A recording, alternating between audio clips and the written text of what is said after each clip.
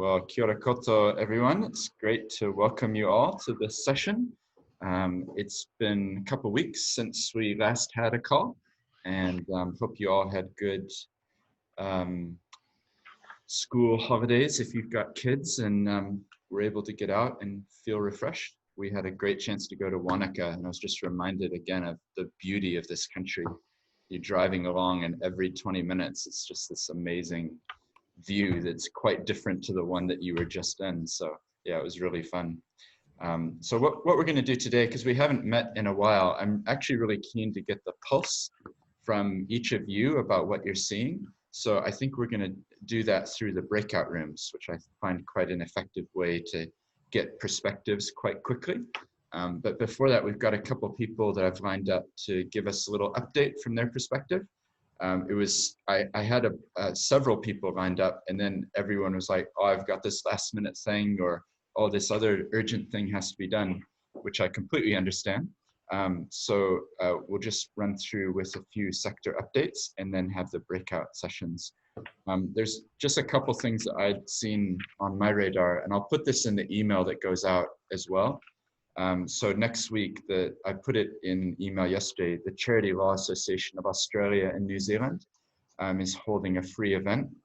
It's kind of Australia focused, but it looks like there's some good content there and it's free. So I thought I'd let you know about that. That's next Thursday, I think, from 12 noon Australian time. So I think 2 o'clock our time. So check that out. And I've been involved with that organization quite a lot, given the legal side of things. So they hold a yearly conference in Melbourne, and they're part of the people behind the scenes who organize something at Te Papa, which I'm involved in as well. And we're doing an online event of that this coming year. So information will follow. And then completely different, but the Social Enterprise World Forum is happening online this year. So that's going to be in September. And because it's online, normally it's held, I think last year was in Africa, and the year before that it was in Scotland, and the year before that was in Christchurch. So they're expecting 3,500 people to join that event. So just so that it's on your radar, because it's online, it's relatively cheap, and it's actually a 5-day event. So there's lots and lots of stuff that's going on. So I'll put that in the email that I send around as well. Yeah, and if you know of things that are happening that the others in the group would be interested in, just drop me a line and we can get the information out there. So Andrew Phillips, if you don't mind giving us a quick update from Charities Services perspective. It's always just good to hear what you're seeing, what's up, what's happening from your end. That would be great. Oh, I'm on mobile internet because I was conscious our Wi-Fi is not great in the building. Last time. Can everyone hear me? Yeah, it's looking pretty good. Excellent. We tried to connect our Zoom room up, but host is not subscribed to a H23 SIP room connect plan. Stephen, what are you doing? Not a problem. I'm sorry, I was just going to give a very, very brief update. I think I provided some notes last time when I but yeah, we've fundraising, and we did the Fundraising Institute of New Zealand and the and Hapai Hapori Community Operations. That was just giving a little bit about what funding was currently available, how to apply well to grants, and got reasonably good feedback on that. It's available online, so feel free to send it to your networks, or if you've got any other ideas for webinars or anything like that that we could facilitate or participate in, we're very happy to hear those ideas. We're currently doing business planning for the new year, and we're thinking about different webinars we could be involved in. Our drop-in clinics that we introduced over, oh, everyone's frozen. This is not promising. Yeah, I wonder. I can still hear you okay, so I think just keep going. Good. Okay, I'll keep going. Good. I just, every single image froze in my view, so I thought something was, no, that's okay. I'll continue on. Our drop-in clinics that we introduced over lockdown every Thursday, and we're just continuing those on into the future. So if anyone wants to one-on-one with one of us or Hapai Hapori Community Operations, really any question about your charity, whether it's to do with your operations, or even if you've got any particular tax queries, we can kind of forward those on to the right people. So that definitely please feel free to spread that news. We recently published some volunteering stats for the last year. We slightly missed volunteering week, but that is available on our website, so feel free to have a look at those. Again, if you've got any ideas or if you want some interesting stats about charities in general, please let us know. We are preparing our annual review report at the moment for the last financial year, which includes information about charities. So if you've got some things you'd like to know about the way charities operated last year, we're very happy to kind of think about whether we can include those as part of the report. And just off the press, we just published, it's taken us quite a long time to get approval, and it feels a little bit late at this particular point, but we've published fundraising guidance for during the different COVID-19 alert levels. This is just, this is something that was really asked for a lot by, and we particularly worked with Helga of Volunteer Cancer Society and Volunteer in New Zealand on this. You thought it was really important that we got it out there, even though we've obviously, we're beyond hopefully beyond the alert levels for the foreseeable future. But it would just give a little bit of uncertainty to charities around what would be acceptable at each alert level in terms of street appeals, face-to-face fundraising, that kind of activity. So we've got it's on our website. We won't be promoting it actively because obviously that's not something we're doing at the moment. But if things go up, it will be there, and if it's useful for you, feel free to use it. That's my little update. Great, thank you very much. Yeah, and it's interesting what you're saying as well, because I think it is helpful to have statistics and things to be able to talk with people. So if you're open to receiving questions, and my experience of dealing with you is if we do ask the questions, you may not know the answer yourself, but you know the person who knows the answer. So it's been, yeah, you've been a good conduit of information flow. So I encourage others on the call to reach out to Andrew if you've got a question. And Kate Frykberg, do you mind giving an update on something that you're doing next week as well? I know it's more of a funder focus, but I think it's good for the group to know what's going on. Kia ora tātou. Thank you, Stephen. It's really nice to be back on one of your Zoes. I think they do a wonderful job on these. For people who don't know me, my name's Kate Frykberg. I'm a philanthropy consultant. One of the things which I've been mulling over post-COVID is, what a miracle we did in basically pretty much housing our homeless population. This thing which we thought was too hard, couldn't possibly do it.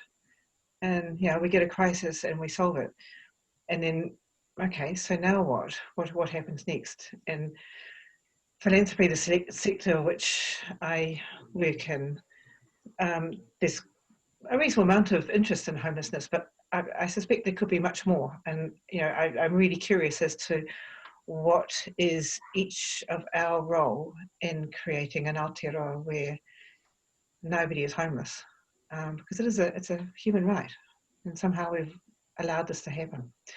So anyway, I offered to Philanthropy New Zealand to facilitate a Zoe for funders on what philanthropy's role can be in solving homelessness.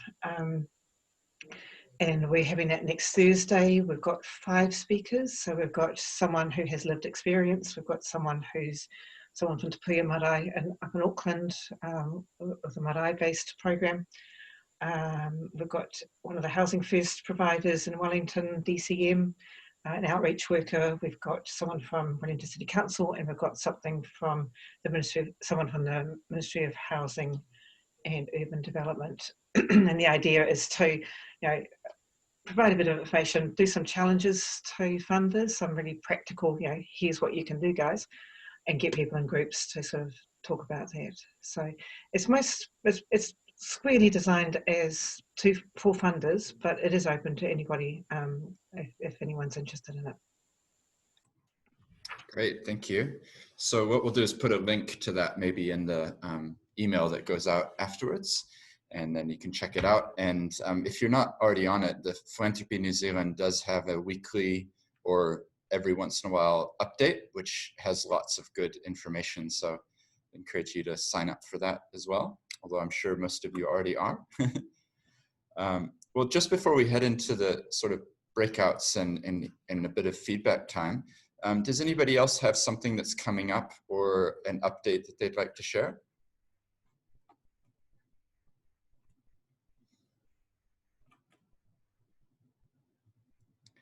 That's fine. Yeah. Go ahead. Yeah, Rochelle, go ahead. So you will know from other meetings that we've had that I'm from Huia, and we worked with Volunteering New Zealand, Philanthropy New Zealand, and the Centre for Social Impact on a national survey for the community sector about the impacts of COVID. And many thanks for those who filled that out. We had more than 1,400 organisations provide their data, which is really exciting. So just wanting to let you know that there is a community online Zoom to present the results of that survey on the 3rd of August at 10 AM. I'll send the details to Stephen, and we'll send you a link about where you can enrol to do that. So it's a full 2-hour session, and we'll have the researchers talking through the research. You'll get a copy of the report, and then we'll actually aim to have a discussion about what's next and how we can take that data and actually use that to generate some change and some new ideas and shifts within the sector. So I'll send the info to Stephen and he can forward it out to you. Yeah, that sounds really good. Yep. Excuse me. I think it's been included in a previous email. So, but if you send whatever you've got, then I can definitely attach it and let other people. Yeah, you might. So there is 3 sessions. There's a community focused one. There's a one for funders, and there's one for government. Okay. So yeah, we're doing different, because obviously there's different focuses in different sectors about what the information that they're wanting. So yeah, it'd be great if you want to join us. Okay, perfect. Well, yeah, send through any info and we'll circulate it. And in the chat, I see, Francesca, you've put something that the annual review or annual report is coming out from Charities Services. So you're keen, if people have photos or they know charities doing some good work, then you're able to submit photos. So that's quite a good idea. So what we'll do, feel free to stop me as I go if somebody has another update. But what we'll do next is just split into a couple breakout rooms. And I'm keen just to get a pulse of what people are seeing. I kind of feel like we're in an intermediate stage where we've kind of, it's amazing actually, if you look at what's happening in the world. Like I've got family in the US and it's just awful what they're, and you look at Melbourne and other places and compared to the rest of the world, we're in this amazing position. But at the same time, wage subsidies are going to be finishing up relatively soon, and there's going to be impacts that we haven't foreseen. So I'm just keen to get a pulse on what you all are seeing in your conversations. So in the breakout, I think just introduce yourselves. We'll just have small, maybe 3 different breakout rooms. And if one of you can kind of take notes and then report back, and feel free then to email me any updates, then we can send it around to the wider group. That would be really helpful. And just a reminder, the email group, the people who get these updates, I get a lot of people saying they watch the videos afterwards or they read the updates. So even if they're not on this call, this is having a bigger impact than you may realize when you look at the numbers, because there's now about 225 people on the list who are getting these updates. So I think it's performing a function of communication gathering and sharing of information. Yeah, so there's going to be some other things coming up that I've been asked to use this medium to get information for, but I can't share what those are yet. But just be watching out. I'll email you when it's happening. But there will be things that will be of interest, I think, coming up. And so now what I'll do is send you to some breakout rooms and have a little chat. This is a chance just to maybe meet somebody new or say hello to old friends. And just, yeah, I'm just keen to give you 10 minutes or so, 12 minutes just to think and reflect and share with each other what you're seeing. And then we'll come back soon. So I'll send you away now. All right, well, welcome back, everybody. Hopefully you had some good discussions. So what we'll do next is just go around, give a brief update, if it's possible, on anything that you talked about that might be of benefit to the rest of the groups. Yeah. Does anybody want to go first? Yes, I will. Hi, my name is Paddy from CNA. The things we mainly talked about were the fact that all three of us were around the idea of what's happening with particular people and small amounts of people and individual artists rather than a macro version of what's occurring on a national level. Catherine was talking to a workshop in Christchurch where using the word regional around the way we discuss particular groups and minorities and where they are, and looking at the fact that now that our silos are being broken down by the pandemic and the response to the pandemic, that not only do we need to get that number 8-wire thinking out there, that creative thinking, it's allowing us to have to respond quickly in very different ways and creating new processes, which I think we're all experiencing, and that ideally we're shifting from a very far future focus towards a more who is right beside us and who can support us and who can help us. And that level of networking needs to, we need to remember to look, as I think it was Anna said, look sideways just as much as looking forward, so that we're really aware of the similar people around us, the different people around us, and where we can cross-credit our skills and our techniques and our abilities to help each other, but also to connect. And one thing from our perspective in this office, there's been a lot of talk about the use of the term, and what Catherine was talking about, the use of the term of invisible communities. And we've recently been working with government around the idea that, as we all know, those communities are not invisible to those people in the community and to people like us and a lot of us who can see those communities who the government can't because they're not funded by it. And we're now using the term blind spot communities because they sit in that blind spot of government because they're not a budget item in one of those lines. But that, I think, is mostly what we talked about.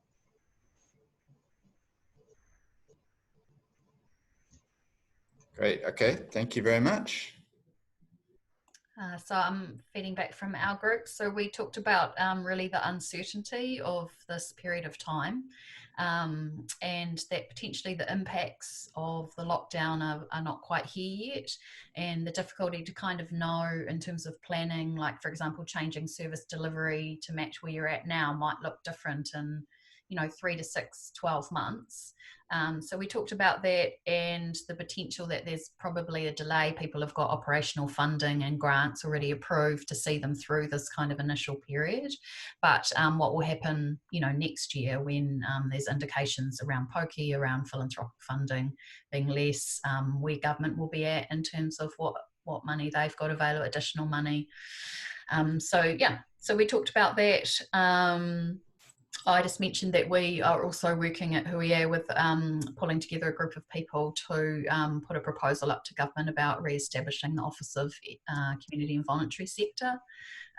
So just talked a little bit about that. That was particularly obvious during the lockdown of the lack of ability to be able to actually get core information through to the right areas of government. Tough for them to know who to contact to do that. Difficulty in getting participation in decision making, particularly around funding. And putting forward this proposal to say, hey, this is how we think it could work from both government and the community sector. And we also discussed that at our election webinar in June, where we had 6 political parties who were all supportive of the idea. So we feel kind of now is a good time in this rebuild to put that idea forward again. And then that could be, make it easier for government and have that sort of core advocate in government to then connect us with where we need to go as a sector. Great, thank you. Yeah, it is an interesting time because we are at this point where I think people are quite open to new ideas and maybe new ways of doing things. So it's kind of incumbent on us to be coming up with solutions and creative ways and proposing them.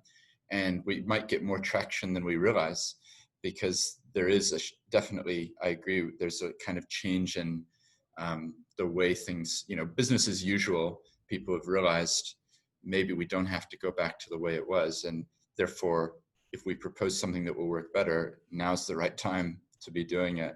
In a way, what Kate was saying, you know, the great example is we eliminated homelessness for a very short window. You know, what have we learned? What does this mean? How can we do even better in the future? So that's really good. I think so. And quite a few of the political party reps on our election webinar were saying, you know, a lot of areas of government that hadn't had direct exposure to the communities learnt a lot during the lockdown, you know, just through their conversations and funding and, you know, who they spoke with and people that they may have never interacted with before. And I think, as Paddy was saying, you know, this term that they have invisible is not invisible out in communities. So I think now it's about finding a collective, what we're really looking at, finding a collective voice so that we can get more traction.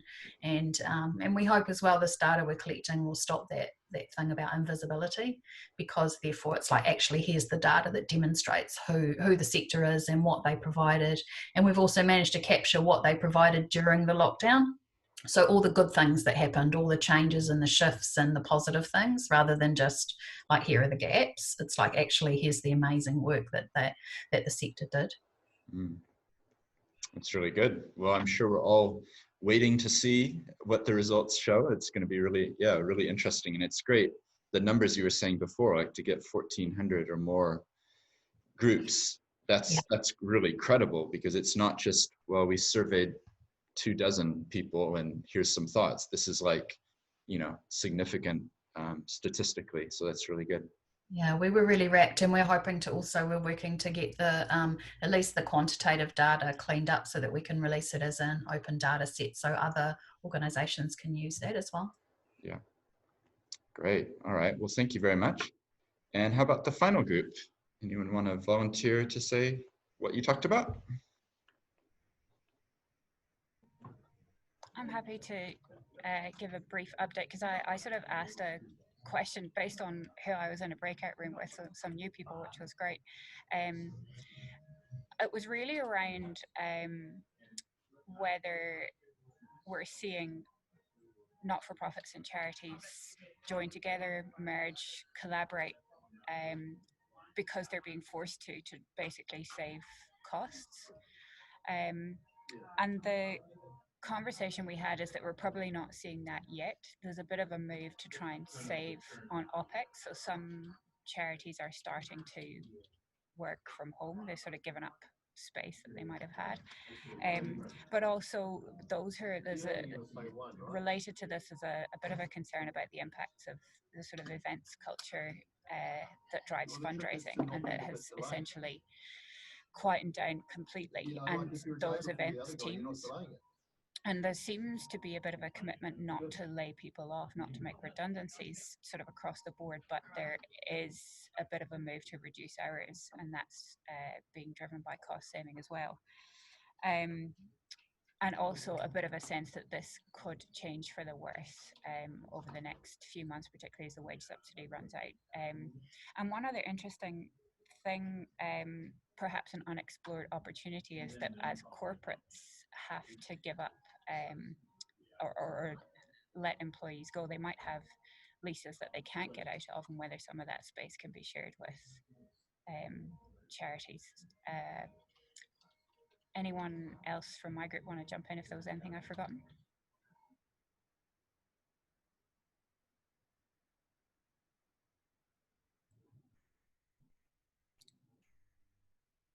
All right. Well, it must have been a good summary, Jen. Well, thank you for that.